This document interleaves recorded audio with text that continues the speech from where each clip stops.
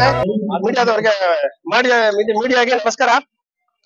ಇವತ್ತು freedom park ಅಲ್ಲಿ ಕರ್ನಾಟಕ ಸಂಘಟನೆಗಳ ಒಕ್ಕೂಟ ಮತ್ತು ಉರುಗುಪಕಾರಿ ವಿಷ್ಣುವರ್ಧನ ಅಭಿಮಾನಿಗಳ ಸಂಘ ಮತ್ತು ಇನ್ನೂ ಹಲವಾರು ವಿಷ್ಣುವರ್ಧನ ಅಭಿಮಾನಿಗಳು ಅವರ ಸಂಘಟನೆಗಳು ಮತ್ತು ಸುಮಾರು 43 ಇದು ಕನ್ನಡ ಸಂಘಟನೆಗಳು ಇದರಲ್ಲಿ ಅದರ ಅಧ್ಯಕ್ಷರುಗಳು ಕಲ್ತ್ಕೊಂಡಿದ್ದಾರೆ. ಉಮಾಬಮ್ಮ ಕಲ್ತ್ಕೊಂಡಿದ್ದಾರೆ. ಇದು ಯಶಸ್ವಿಯಾಗಿ ನಡೀತಿದೆ. ಇವಾಗ ಏನಾಗಿದೆ ಅಂದ್ರೆ ನೀವೊಂದು ಮಾತು ಕೇಳಿದ್ರಿ ಯೋಚನೆ ಮಾಡ್ತೀರಾ ಅಂತ. ಸುಮಾರು 45 ವರ್ಷದಿಂದ ಅವ್ರ ಹೆಸರನ್ನ ಹೊಸರಿಸೋ ಭಾಗ್ಯವನ್ನು ಪಡೆದಿದ್ದೀನಿ. ಅಮ್ಮ ಒಂದು ನಿಮಿಷ ಅಮ್ಮ. ಹೊಸ ಭಾಗ್ಯ ಪಡೆದಿದ್ದೀನಿ. ಇವತ್ತು ನಾವು ಇಟ್ಟರೆ ಹೆಜ್ಜೆ ಇವತ್ತು ಹಿಂದಕ್ಕೆ ಹೋಗಲ್ಲ. ಇದಕ್ಕೆ ಒಂದೇ ಮಾತು ನಮಗೆ ಸರಿಯಾದ ಆಧಾರ ಇದೆ. ವಿಷ್ಣುವರ್ಧನ ಶಾಸ್ತ್ರೋಕ್ತವಾಗಿ ಪೂಜೆ ಮಾಡಿ ಅಲ್ಲಿ ಶಾಸ್ತ್ರೋಕ್ತವಾಗಿ ಅವರ ಸಮಾಧಿಯಲ್ಲಿ ಆಗಿದೆ. 2 ಕಡೆ ಕೊಡ್ತೀನಿ ಅಂದವರು, 10 ಗುಡ್ಡ ಕೊಡ್ತೀನಿ ಅಂದವರು ಇನ್ನ ರಾಜ್ಯದಲ್ಲಿ ಪ್ರಾಣವಾಗೇ ಇದ್ದಾರೆ, ಎಲ್ರು ಇದ್ದಾರೆ. ಕೊಡ್ತೀನಿ ಅಂತ ಹೇಳಿದ್ಮೇಲೆ ಇಡೀ ಕರ್ನಾಟಕದ ಒಬ್ಬೊಬ್ಬ ನಾಗರಿಕನು ಒಬ್ಬೊಬ್ಬ ಕನ್ನಡಿಗನು ಇದಕ್ಕೆ ನೀವೇ ಸಾಕ್ಷಿ, ನಿಮ್ಮ ಕಣ್ಣುಗಳೇ ಸಾಕ್ಷಿ. ಕೊಡ್ತೀನಿ ಅಂತ ಹೇಳಿ ಹೆಂಗ್ ಕೊಡಿದ್ರು? ಇದೇ ಕ್ವಶನ್, ನಾನು ಒಂದೇ ಪ್ರಶ್ನೆ. ಕೊಡ್ತೀನಿ ಅಂದ್ರು, ಅದು ಮೊನ್ನೆ ಮಾಡಿದ ಸಮಾಧಿ ಅಲ್ಲ. 2009 16 ವರ್ಷಗಳು ಮಾಡಿದ ಸಮಾಧಿ. ಈಗ ಒಂದು ಕಾನೂನು ಇದೆ, 12 ವರ್ಷ ಒಂದೇ ಕಡೆ ಒಂದು ವ್ಯಕ್ತಿ ಇದ್ರೆ ಅವನಿಗೆ ಅದ್ರ ಮೇಲೆ ಹಕ್ಕಿದೆ. ಇಲ್ಲಿ ವಿಷ್ಣುವರ್ಧನ ಸಾಧಾರಣ ವ್ಯಕ್ತಿ ಅಲ್ಲ, ಈ ನಾಡಿನ ಕಣ್ಮಣಿ, ಶಾಂತಿ ಪ್ರಿಯ, ಸಾಹಸ ಸಿಂಹ. ತನಗೆ ಎಷ್ಟೇ ನರಕ ವೇದನೆ ಇದ್ರು ಶಾಂತಿಯಿಂದ ಇರಿ ಅಂತ ಹೇಳಿ ನಮ್ಮನ್ನ ಬೆಳೆಸಿದ ಒಂದು ವ್ಯಕ್ತಿ ಅವರು. ಅವ್ರ ಸಮಾಧಿಗೆ ಎಷ್ಟು ದಿನ ಕೇಳಿದ್ರಲ್ಲ, ಕೈ ಮುಟ್ಟಿದಾರಲ್ಲ, ಅವ್ರ ಕ್ಷಮೆ ಕೇಳಿ ಅದೇ ಜಾಗದಲ್ಲಿ ಸ್ಮಾರಕ ಮಾಡಬೇಕು. ಅದಕ್ಕೆ ನಮ್ಮ ಮಾನ್ಯ ಸರ್ಕಾರ ಅದಕ್ಕೆ ನಮಗೆ ಸಹಕಾರ ಕೊಡ್ಬೇಕಂತ ವಿನಂತಿಸ್ಕೊಳ್ತೀವಿ. ಒಂದು ವೇಳೆ ನಮ್ಮ ವಿನಂತಿನೂ ಆಗಲ್ಲ, ನಾವು ರಿಯಲ್ ಎಸ್ಟೇಟ್ ಉದ್ಯಮಿಗಳನ್ನ ಹಿಂದೆ ಬಿದ್ದಿದ್ದೀವಿ, ಸ್ಮಾರಕ ಮಾಡಕ್ ಆಗಲ್ಲ ಅಂದ್ರೆ ನಮ್ಮ ಪ್ರಾಣ ಹೋದ್ರು ನಾವು ಅಲ್ಲೇ ಬಂದು ಕೂತಿರ್ತೀವಿ. ನೀವು ಯಾವ ಬಿಲ್ಡಿಂಗ್ ಕಟ್ತೀರಾ ನೋಡ್ತೀವಿ. ಇದೊಂದೇ ಬೇರೆ ಸಾಧ್ಯ ಅಲ್ವಾ? ಹೊಟ್ಟೆ ಹೊಡಿತಿದೆ. ಸಾಧಾರಣ ವ್ಯಕ್ತಿಯಾದ್ರೆ ಪರವಾಗಿಲ್ಲ. 200 ಚಿತ್ರಗಳಲ್ಲಿ ಕಥಾನಾಯಕನಾಗಿ ನಟಿಸಿ ಕನ್ನಡದ ಹಿರಿಮೆಯನ್ನು ವಿಶ್ವದೆಡೆ ಸಾರಿದ ಆ ವ್ಯಕ್ತಿಗೆ ಇಷ್ಟು ದೊಡ್ಡ ಅನ್ಯಾಯ ಆದ್ರೆ ಕನ್ನಡಿಗರಾದ ಒಬ್ಬೊಬ್ಬರನ್ನು ಕೇಳ್ತೀನಿ, ಎಲ್ಲಾ ಅಭಿಮಾನಿಗಳನ್ನ ಕೇಳ್ತೀನಿ, ಇದು ನ್ಯಾಯನ? ಇದಕ್ಕೆ ನಾವು ಹಿಂದೆ ಹೋದ್ರೆ ಅಲ್ಲಿ ನಾವು ಪ್ರಾಣದಿಂದ ಏನ್ ಪ್ರಯೋಜನ? ಯಾವತ್ತೊಂದಿನ ಸಾಯ್ತೀವಿ. ನಮ್ಮನ್ನ ವಿಷ್ಣುವರ್ಧನಕ್ಕಾಗಿ ನಾನ್ ಸಾಯಕ್ ರೆಡಿ ಇದ್ದೀನಿ. ನಮ್ಮ ಜೊತೆ ಎಲ್ಲ ಕನ್ನಡ ಸಂಘಟನೆಗಳು ಎಲ್ಲ ಅಭಿಮಾನಿಗಳಿದ್ದಾರೆ. ಇಷ್ಟು ಸಾಕು ನಮಗೆ. ಅದು ನಮಗೆ ಇನ್ನ ಇದು ಸಾಕ್ಷ್ಯ ಸಮೇತ ಸಿಗೋವರೆಗೂ ನಾವು ಬ್ಲೇಮ್ ಮಾಡೋ ಚೆನ್ನಾಗಿರಲ್ವಲ್ಲ. ಅದಕ್ಕೆ ಅವ್ರಿಗೆ ಹೇಳ್ತಿದೀವಲ್ಲ, ವಿನಂತಿಸ್ಕೊಳ್ತೀವಿ. ತಪ್ಪಿದ್ರೆ ತಿದ್ಕೊಳ್ಳಿ, ತಪ್ಪಿದ್ರೆ ತಿದ್ಕೋಬಹುದು.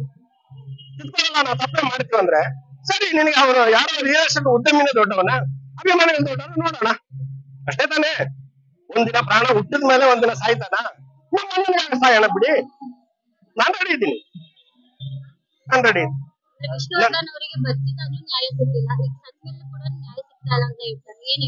ಸತ್ಯಮ್ಮ ನಾನು ಮಾತಾಡದಲ್ಲ, ವಿಷ್ಣುವರ್ಧನ ಬಂದು ಶಾಂತಿ ಪ್ರಿಯ.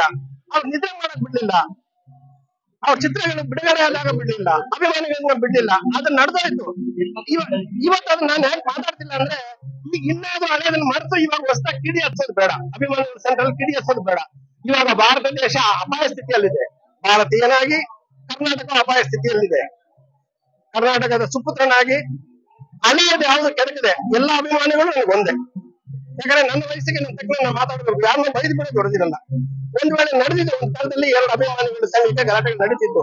ಇವಾಗ ನಾವು ಮಾತಾಡೋದು ಅದು ಇದು ಒಳ್ಳೇದಲ್ಲ, ಸಭ್ಯತೆ ಅಲ್ಲ. ಕೇಳಿ, ಅವರಿಗೆ ಮೊದ್ಲಿಂದನೂ ಅನ್ಯಾಯ ಆಗಿರೋದು ಸಹಜ. ಆದ್ರೆ ಪುಣ್ಯಭೂಮಿ ಸರ್ಕಾರನೇ ಮಾಡಿದಂತ ಪುಣ್ಯಭೂಮಿ ಅವರನ್ನ ದಫನ್ ಮಾಡಿದಂತದ್ದು. ಆದ್ರೆ ಇವತ್ತು ಸರ್ಕಾರನೇ ಸಪೋರ್ಟ್ ಕೊಡ್ಲಿಲ್ಲ ಅಂದ್ರೆ ಯಾತಕಲ್ಲಿ ಮಾಡ್ಬೇಕಾಗಿತ್ತು. ಇಡೀ ಜಾಗನ ಹೈಕೋರ್ಟ್ಗೆ ನಾವು ತಲೆ ಭಾಗ್ಯವಾಗ್ತೀವಿ. ಹೈಕೋರ್ಟ್ ಅಲ್ಲಿ ರಾತ್ರಿ ಹೊಡೋದು ಅಂತ ಹೇಳಿಲ್ಲ, ಎಲ್ಲ ಅಭಿಮಾನಿಗಳನ್ನ ಕರೆಸಿ ನಾವ್ ಈ ತರ ಹೈಕೋರ್ಟ್ ಅಲ್ಲಿ ನಮ್ಮಂತೆ ಆಗಿದೆ, ಏನ್ ಮಾಡ್ತೀರಾ ಅಂತ ಬಂದು ಕೇಳ್ಬೇಕಾಯ್ತು, ಸಜೆಷನ್ ಕೇಳ್ಬೇಕಾಗಿತ್ತು. ಅದು ಗಂಡು ಸತ್ವ. ರಾತ್ರಿ ಒಂದು ಪುಣ್ಯ ಭೂಮಿನ ಒಡೆಯೋದು ಅನ್ನೋದು ಹೇಳಿ ಕೃತ್ಯ. ಇದೆಲ್ಲ ಒಂದು ದೊಡ್ಡ ಕೈವಾಡಗಳಿದೆ, ರಿಯಲ್ ಎಸ್ಟೇಟ್ ಕೈವಾಡಗಳಿದೆ. ಅಲ್ಲಿ ಬಂದು ಮನೆ ಕಟ್ಟಬೇಕು ಅನ್ನೋ ಉದ್ದೇಶ ಇಟ್ಕೊಂಡು ಈ ಕೃತ್ಯ ನಡೀತಾ ಇರೋದು. ಆದ್ರೆ ಅಭಿಮಾನಿಗಳು ಯಾವತ್ತೂ ಸಹ ಸಹಿಸ್ಕೊಳ್ಳೋದಿಲ್ಲ. ವಿಷ್ಣುವರ್ಧನ್ ಅವರು ಬರೀ ಒಬ್ಬ ನಟ ಆಗಿರ್ಲಿಲ್ಲ, ಅವ್ರು ಮಾಡುವಂತ ಸೇವೆ ಎಡಗೈ ಗೊತ್ತಿಲ್ಲ, ಬಲಗೈ ಗೊತ್ತಿಲ್ಲ, ಬಲಗೈ ಗೊತ್ತಿಲ್ಲ, ಎಡಗೈ ಗೊತ್ತಿಲ್ಲ.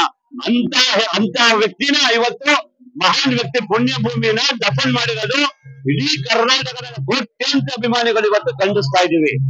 ತರಿಸ್ಬೇಕಾಗಿತ್ತು. ಅಭಿಮಾನಿಗಳು ತಗೋತಾ ಇದ್ವಿ ಜಾಗನ, ರಿಯಲ್ ಎಸ್ಟೇಟ್ ಕೊಡೋ ಮೊದಲು ನಾವೇ ಎಲ್ಲ ಅಭಿಮಾನಿಗಳು ಒಬ್ಬೊಬ್ಬ ಒಂದೊಂದು ರೂಪಾಯಿ ಹಾಕಿದ್ರೆ ಕೋಟಿಗಟ್ಟಲೆ ಜಾಗ ನಾವು ತಗೋತಾ ಇದ್ವಿ. ನಾವ್ ಇಂಥವು ಮಾಡ್ತಾ ಇದೀವಿ, ಹೈಕೋರ್ಟ್ ತೀರ್ಮಾನ ಆಗಿದೆ, ಅಭಿಮಾನಿಗಳು ಯಾರು ದುಡ್ಡು ಕೊಟ್ಟು ತಗೋತೀವಿ ಅಂತ ಕೇಳಬೇಕಾಗಿತ್ತು. ಅವತ್ತೆಲ್ಲ ಅಭಿಮಾನಿಗಳು ಒಗ್ಗೂಡ್ರಲ್ಲಿ ತಗೊಂಡು ದುಡ್ಡು ಇಲ್ಲೆಲ್ಲ ಅಭಿಮಾನಿಗಳು ಯಾರು ತಮ್ಮ ಸ್ವಾರ್ಥಗೋಸ ಮಾಡಿದ. ನಾನು ಮುಖ್ಯಮಂತ್ರಿಗಳಲ್ಲಿ ಕೇಳ್ಕೊಳ್ಳೋದಿಷ್ಟೇ, ನಿಜವಾಗ್ಲೂ ಮುಖ್ಯಮಂತ್ರಿಗಳು ಒಳ್ಳೆಯವರಿದ್ದಾರೆ ಅಂತ ಅನ್ಕೊಂಡಿದೀನಿ. ಯಾಕೆಂದ್ರೆ ಅವರು ಮೈಸೂರಲ್ಲೂ ಜಾಗ ಕೊಟ್ಟಿದ್ದಾರೆ, ಬೆಂಗಳೂರಲ್ಲೂ ದಯವಿಟ್ಟು ಮುಖ್ಯಮಂತ್ರಿಗಳು ಮನಸ್ಸು ಮಾಡೋದೇ ದೊಡ್ಡದಲ್ಲ. ಆ ಕುಟುಂಬನ ಕರೆಸಿ ದಯವಿಟ್ಟು 10 ಗುಂಟೆನೋ 1/2 ಎಕರೆನೋ ಜಾಗ ಕೊಟ್ಟು ಅಲ್ಲ ಪುಣ್ಯ ಭೂಮಿ ಆಗೋದಕ್ಕೆ ಅವಕಾಶ ಮಾಡಿಕೊಟ್ರೆ ನಿಜವಾಗ್ಲೂ ಮುಖ್ಯಮಂತ್ರಿಗಳಿಗೆ ದೊಡ್ಡ ಮನಸ್ಸು ಮಾಡ್ತಾರೆ. ಯಾಕಂದ್ರೆ ಅವ್ರಿಗೆ ಮಾನವೀಯತೆ ಇದೆ. ಯಾಕಂದ್ರೆ ಮೈಸೂರಲ್ಲಿ 5 ಎಕರೆ ಕೊಟ್ಟಿದ್ದಾರೆ, ಅದು ಯಡಿಯೂರಪ್ಪನವರು ಸಹ ಅದಕ್ಕೆ ಅದು ದುಡ್ಡನ್ನ ರಿಲೀಸ್ ಮಾಡಿದ್ದಾರೆ. ನಾವೆಲ್ಲರೂ ಇಷ್ಟಪಡ್ತೀವಿ. ದಯವಿಟ್ಟು ಮುಖ್ಯಮಂತ್ರಿಗಳು ಬಂದು ಮಧ್ಯ ವಹಿಸಿ ಜಾಗನ ಕೊಡಿಸ್ಬೇಕು ಅಂತ ನಾವು ಎಲ್ಲ ಅಭಿಮಾನಿಗಳು ಒಕ್ಕೂರಿನ ಕೇಳ್ತಾ ಇದೀವಿ. ದಯವಿಟ್ಟು ಅಲ್ಲಿ ಪುಣ್ಯ ಭೂಮಿ ಆಗಲೇಬೇಕು. ನನ್ನ ಹೆಸರು ಪಾರ್ಥಸಾರಥಿಯಿಂದ, ನಾನು ವಿಷ್ಣು ಸೇನಾ ವಿಷ್ಣು ಒಕ್ಕೂಟ ಅಭಿಮಾನಿಗಳ ಸಂಘದ ಅಧ್ಯಕ್ಷ ಮೈಸೂರು. ಮಾಧ್ಯಮ ಮಿತ್ರರೇ, ನನ್ನ ಹೆಸರು ಕೆ ಶ್ರೀನಿವಾಸ್ ಅಂತ. ಸುಮಾರು ನನಗೀಗ ವಯಸ್ಸು 61 ವರ್ಷ. ನಾನು ಕಟ್ಟ ವಿಷ್ಣುವರ್ಧನ್ ಅಭಿಮಾನಿ. ನಾನು ಸಣ್ಣ ವಯಸ್ಸಿಂದಾನೇ ಚಿತ್ರಗಳನ್ನ ನೋಡ್ಕೊಂಡು ಬಂದಿರೋನು.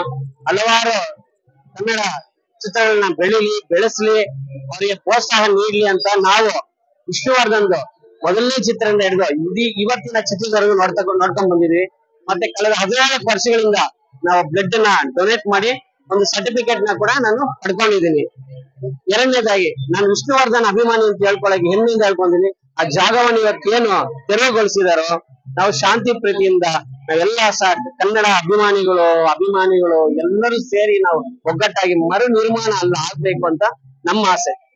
ಅದಕ್ಕಾಗಿ ನಾವು ಯಾರೇ ಒಂದು ವಿಷ್ಣುವರ್ಧನ್ ಸಂಘಟನೆಗಳೆಲ್ಲ ಸೇರ್ಕೊಂಡು ಮತ್ತೆ ಕನ್ನಡ ಸಂಘಟನೆಗಳು ಎಲ್ಲರೂ ಒಗ್ಗಟ್ಟಾಗಿ ನಮ್ಮ ಕನ್ನಡ ನಾಡಿಗೆ ದುಡಿದಂತ ವಿಷ್ಣುವರ್ಧನ್ ಅವರಿಗೆ ಒಂದು ನಮನವನ್ನ ಸಲ್ಲಿಸಂತ ಜಾಗನ ಈ ತರ ರಾತ್ರೋರಾತ್ರಿ ಕೆಡವಿರೋದು ಇದು ತುಂಬಾ ಬೇಸರದ ಸಂಗತಿ.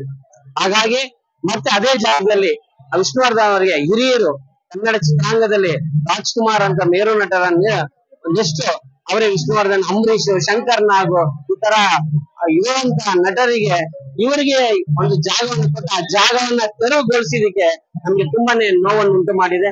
ಹಾಗಾಗಿ ಇವತ್ತು ಈ ಪ್ರತಿಭಟನೆಯ ಸ್ವರೂಪವೇ ನಾವೆಲ್ಲ ಬಂದು ಸೇರ್ಕೊಂಡು ಇಲ್ಲಿ ಆ ಪ್ರತಿಭಟನೆ ಮಾಡಿ ಆ ಜಾಗವನ್ನ ಮತ್ತೆ ನಮ್ಗೆ ಕೊಡಿಸಿ ಮತ್ತೆ ಆ ಪುಣ್ಯ ಭೂಮಿನ ಮತ್ತೆ ಎಲ್ಲರೂ ಬಂದು ಅಲ್ಲಿ ನಮ್ಮನ್ನ ನೀವು ನೋಡಿದ್ರೆ ಕಳೆದ 14 ವರ್ಷಗಳಿಂದ 2009ರಿಂದ ಇವತ್ತಿನವರೆಗೂ ಕಳೆದ ವರ್ಷದವರೆಗೂ ಎಲ್ಲರೂ ಬಂದು ಲಕ್ಷಾಂತರ ಜನ ಅಲ್ಲಿ ನಮನವನ್ನು ಸಲ್ಲಿಸ್ತಾ ಇದ್ರು.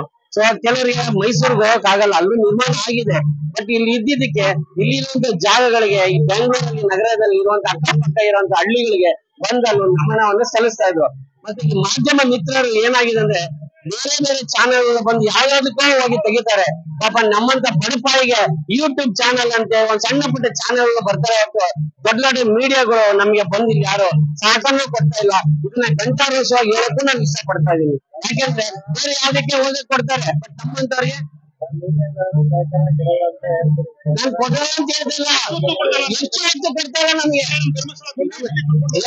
ಬೇರೆ ಚಾನೆಲ್ಗಳು ಏನಾಗಿದೆ ಅಂದ್ರೆ ನಮ್ಗೆ ಮಾಡ್ತಾರೆ. ನಮ್ಮಂತ ಈ ತರ ಬಡ ಪಾವಿಗೆ ಒಂದು ವಿಷ್ಣುವರ್ಧನ್ ಅಭಿಮಾನಿಗೆ ಅವರಾಗೆ ಬರ್ಬೇಕು, ಬಂದು ನಾವೇ ನಿಮ್ ಜೊತೆ ಕೈ ಜೋಡಿಸ್ತೀವಿ ಅಂತ ಹೇಳ್ಬೇಕು. ಆ ಮಾತು ಯಾರು ಹೇಳಕ್ ಇಷ್ಟ ಪಡ್ತಾ ಇಲ್ಲ ಅಂತ ನಮ್ಗೆ ನೋವಾಗಿದೆ. ಆ ನೋವಿಂದ ನಾವು ಆಕ್ರೋಶನ ಹೊರ ಹಾಕ್ತಾ ಇದೀವಿ ಅಷ್ಟೇ. ಬೇರೆ ಇನ್ನೊಬ್ಬರಿಗೆ ಯಾರಿಗೆ ನೋವಾಗಬೇಕು, ನೋವುಂಟು ಮಾಡ್ಬೇಕು ಅಂತಿಲ್ಲ. ಎಲ್ಲಾ ಮಾಧ್ಯಮ ಏನಾದ್ರು ತಪ್ಪು ಮಾತಾಡಿದ್ರೆ ನಾವು ಹೇಳ್ಕೊಳ್ಳೋದಿಷ್ಟೇ, ನಮ್ಗೆಲ್ಲರೂ ಒಗ್ಗಟ್ಟಾಗಿ ಹೋಗೋಣ. ಬಟ್ ಅದನ್ನ ಮಾಡ್ತಾ ಇಲ್ವಲ್ಲ, ಅವ್ರವ್ರ ಪಾಡಿಗೇನೋ ಅವ್ರವ್ರ ಪಾಡಿಗಿದ್ದಾರೆ. ಬಟ್ ನಮ್ದು ಎಲ್ಲ ವಿಷ್ಣುವರ್ಧನ್ ಅವರಿಗೆ ಏನಾದ್ರು ಮಾಡಿ ಅವರಿಗೆ ಪುಣ್ಯ ಭೂಮಿನ ಮತ್ತೆ ಕೊಟ್ರೆ ನಮಗೆ ತುಂಬಾನೇ ಹೆಮ್ಮೆ ಗೌರವ ಅನ್ನಿಸ್ತದೆ. ಜೈ ಹಿಂದ್, ಜೈ ಕನ್ನಡ, ಜೈ ವಿಷ್ಣುವರ್ಧನ್.